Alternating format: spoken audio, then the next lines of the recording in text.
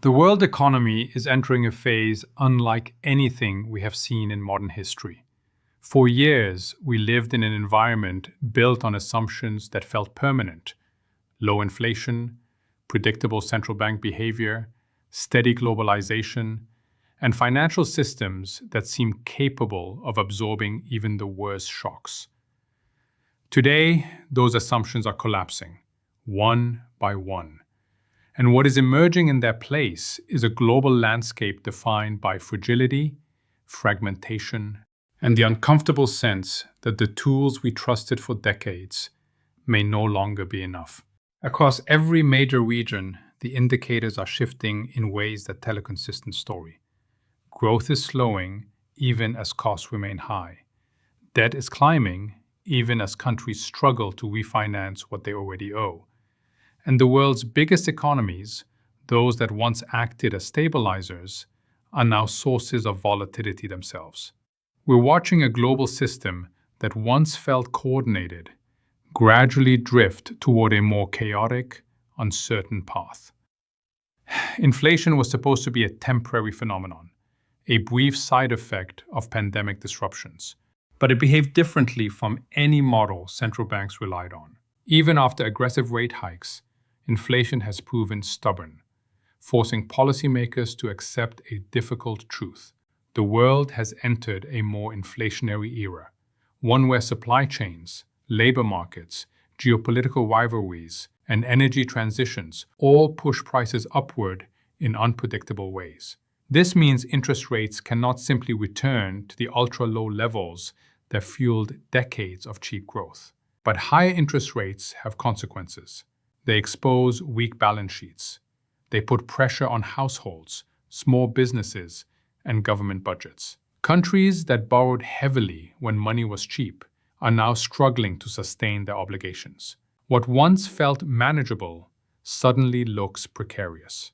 We are seeing this especially in emerging markets, where currencies are under pressure and capital outflows are accelerating.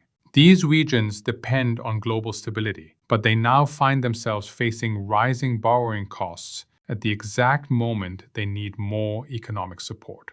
Meanwhile, the world's geopolitical environment is shifting faster than its financial systems can adapt.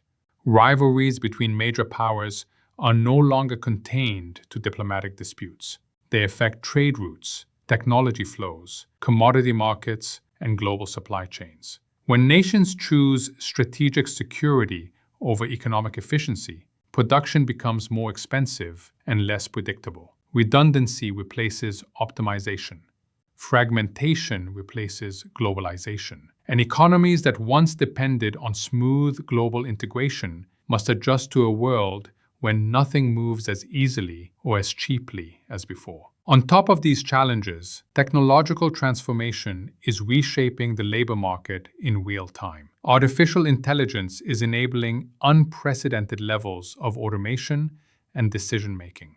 But it is also creating anxiety about displacement, inequality, and the future of work. Productivity gains are possible, but they require investment in people and systems that many governments have neglected for years. Technology can raise global growth, but without proper policy responses, it can also widen the gaps between winners and losers. Yet the most concerning aspect of this moment is the limited capacity of central banks and governments to respond effectively. During previous crises, authorities relied on powerful tools: rate cuts, quantitative easing, fiscal stimulus, and international coordination. Those tools changed the course of global downturns. But today, many of them are constrained. With inflation still elevated, cutting rates prematurely risks reigniting price surges. With debt at historic levels, massive fiscal stimulus could trigger financial instability. With geopolitical tensions high, international cooperation is weaker than it has been in decades.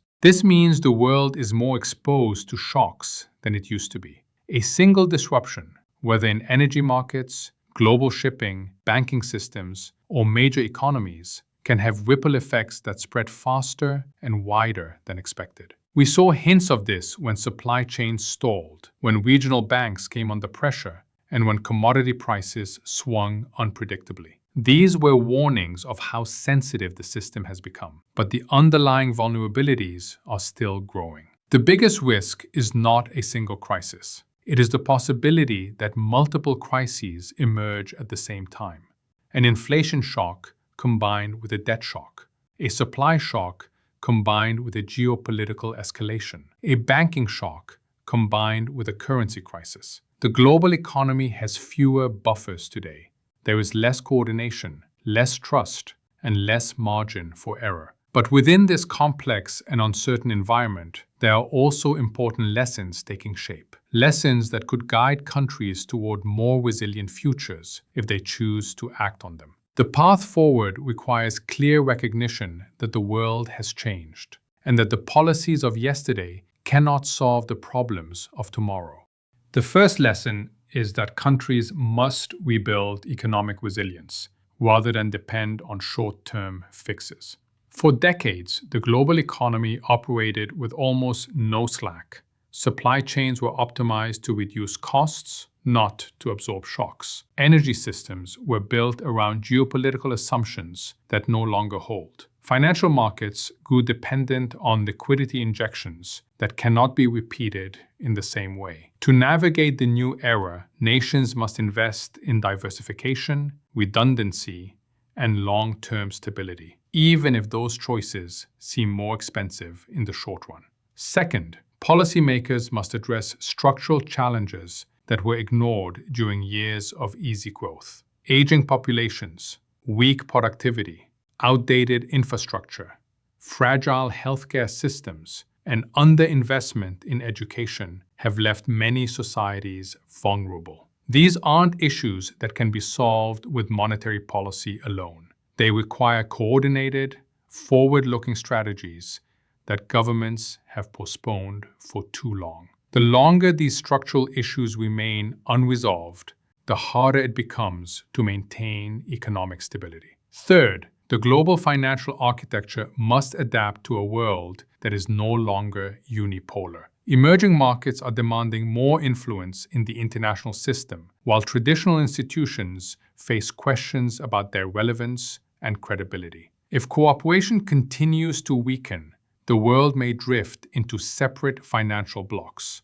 each with its own trade rules, currencies, and strategic priorities. This fragmentation would reshape everything from investment flows to technological innovation, and countries must prepare for scenarios where economic alliances shift rapidly. Fourth, the transition to cleaner energy, while necessary, comes with profound economic implications. The shift from fossil fuels to renewables introduces volatility, uncertainty, and competition for resources. Critical minerals, advanced technologies, grid upgrades, and storage systems all require investment on a historic scale. Mistiming or mismanaging this transition could create new inflationary pressures and geopolitical dependencies. If executed well, it can strengthen resilience. If done poorly, it risks creating new vulnerabilities. Finally, societies need to confront the widening gap between economic perception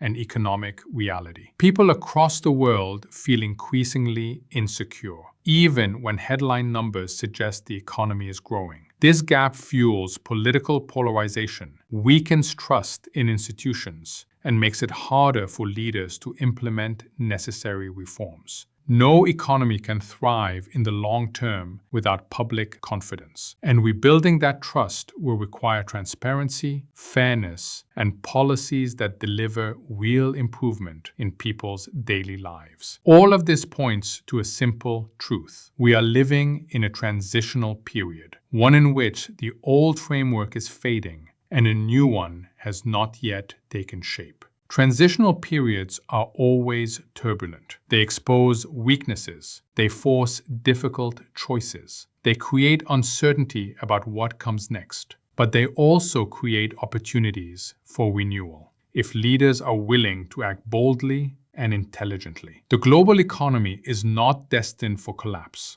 nor is it guaranteed a smooth recovery. The outcome depends on decisions being made right now, in boardrooms, in central banks, in parliaments, and in everyday households. It depends on whether countries choose cooperation over conflict, long-term planning over political expediency, and resilience over complacency. What we know for certain is that the world is shifting away from the stability that many people took for granted. The shocks we've experienced in recent years were not anomalies. They were symptoms of deeper transformations already underway. Ignoring those transformations is the most dangerous choice leaders can make. Understanding the new global landscape is the first step. Preparing for it is the second, and acting decisively is the third. If countries embrace the reality of this moment, they can guide the world toward a more stable economic future. If they resist it, the turbulence we're witnessing today will likely intensify.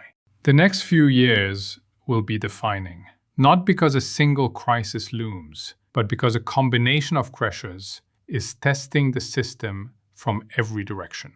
Inflation, debt, geopolitics, technology, demographics, and climate all converging at once. The world cannot afford to address them separately. The solutions must be integrated, coordinated, and sustained. We are entering a period where adaptability is the most important economic asset. Nations that recognize the new realities early will have a significant advantage. Those that cling to outdated assumptions will struggle. The global economy has entered a dangerous phase, not because the challenges are insurmountable, but because the margin for error has never been smaller. In this environment, the most responsible course of action is to acknowledge the risks clearly, prepare for multiple outcomes, invest in resilience, and avoid the temptation to rely on the easy answers that once worked but are no longer effective. The global system is changing. Our understanding of it must change as well. If we navigate this transition with clarity and purpose, the world can emerge stronger. If we fail to adapt, the consequences will be felt for years to come. This moment demands more than routine policymaking. It demands a rethinking of the economic foundations that will shape the world's next chapter. And the decisions being made right now will determine whether that chapter is defined by stability or by prolonged uncertainty.